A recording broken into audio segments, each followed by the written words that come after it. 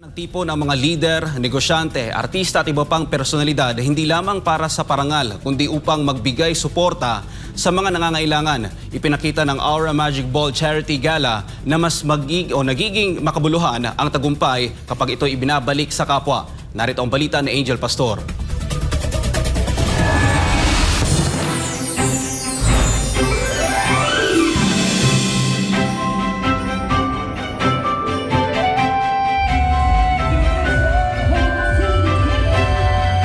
Sa likod ng mga enggrande at nagagandahang kasuotan sa Aura Magic Ball Charity Gala, higit na namayani ang diwa ng pagbabalik loob at pagtulong sa komunidad ng mga leader, artista at mga negosyante para magbigay suporta sa mga nangangailangan. Ayon kay Ms. Benelyn Amigo Molina, ang Aura Magic Ball Charity Gala ay isang taunang pagtitipon na nagsisilbing reunion ng mga pinarangalan mula sa iba't ibang industriya. Mahalaga ang Aura Magic Ball event because this is an annual event, no? Reunion or this is a homecoming of our past laureates for the whole year. So, pinaghalo-halo namin. So, whatever industry ka, basta naging na-recognize ka for the whole year ng event namin, welcome ka sa Aura Magic Ball.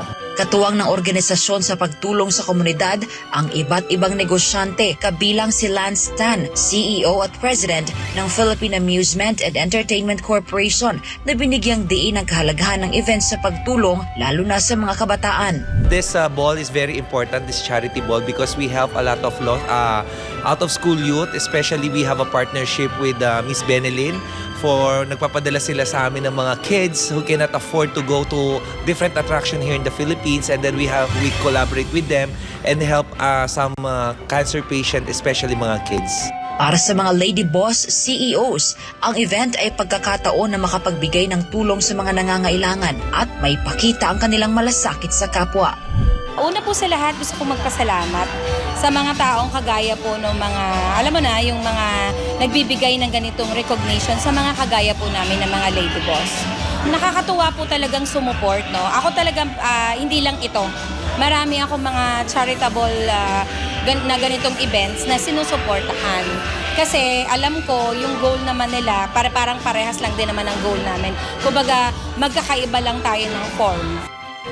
I'm so grateful to be chosen as one of the awardees of this to be included in the Golden Pillar Awardees as one of the best leadership awardee.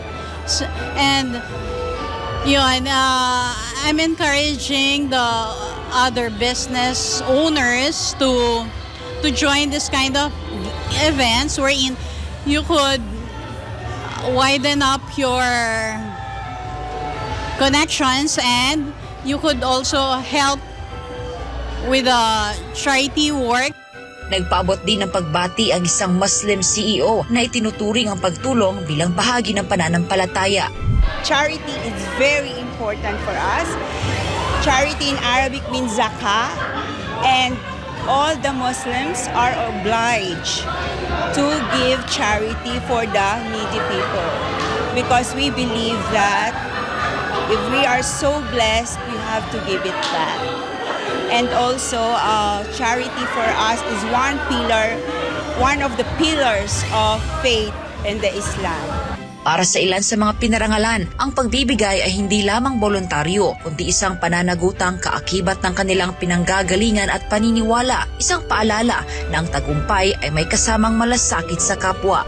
For everyone that can and able to share and give part of what you are getting, what you are gaining, what you are achieving in all ways and in all forms, let's give it back to the community, to the needy and to the less fortunate people.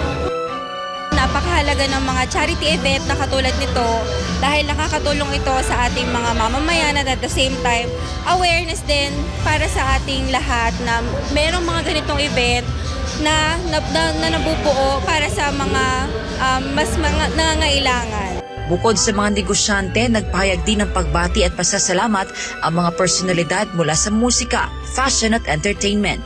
I'm very proud that they are giving me this recognition and it will only encourage other songwriters to follow my route. Everybody looks so beautiful and nice and very, very fashionable. And of course, I want to congratulate all the beautiful ladies. They are all community civic leader. They are women of style, empowered, and most of all, most of them are CEO. And what they do is give back to the community. Bukas ang Aura Magic Ball Charity Gala sa mga individual at organisasyong naniniwala sa layunin ng pagbibigay at pagbabalik sa komunidad, isang advokasiyang patuloy na pinalalawak taon-taon. Thank you so much to all the sponsors who help us in this charity ball event. And then I hope next time, we have a lot of events, please help us to help more children like Miss Benelin. Para sa mga gustong sumali sa ganitong event, basta naniniwala kayo sa mission and vision ng Aura Events Management, sa ginagawa naming, actually we're supporting 5 charitable institution and foundation na whole year yan. So sa mga gustong sumali, welcome po kayo for next year na event namin.